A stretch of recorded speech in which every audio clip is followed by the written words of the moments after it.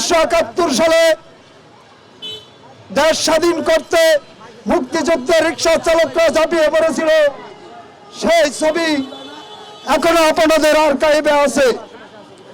তাই 24-এর বিপ্লবে হতাহত সকল শহীদ রিক্সা চালক এবং তাদের আহতদেরকে রাষ্ট্রীয় অনুদানের আওতায় আনতে হবে এবং তাদের তালিকা প্রকাশ করতে হবে।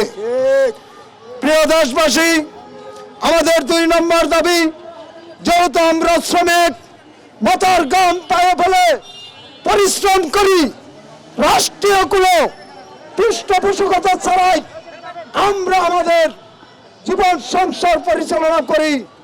তাই যুক্তরাষ্ট্রের শ্রমনীতির আদলে বাংলাদেশে রিক্সা চালকদেরকে 1 নম্বরে রেখে শ্রমিকদের তালিকা ঘোষণা করতে হবে।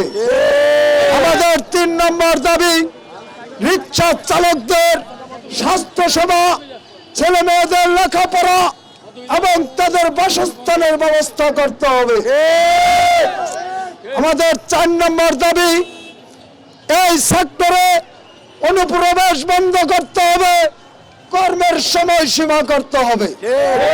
আমাদের 5 নম্বর দাবি, বয়স্ক চালকদের দ্রুত পুনর্বাসনের আওতায় আনতে হবে।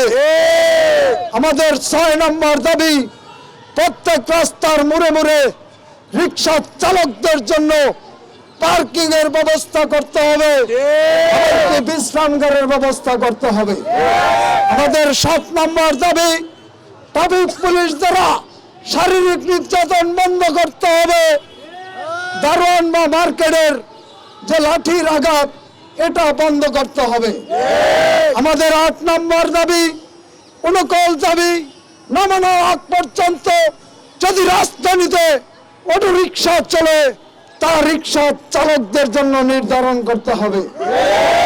আমাদের 9 নম্বর দাবি, রাস্তার বাম পাশ ভালোভাবে মেরামত করতে হবে। এ ধরনের দাবি দেশবাসীর কাছে তুলে ধরতে হয় না। রাস্তা যেভাবে মেরামত করা হয়, বাম পাশে সব ভাঙ্গাচোরা থাকে, আমার চালকরা বাইরে কিভাবে যাবে? এই দাবি।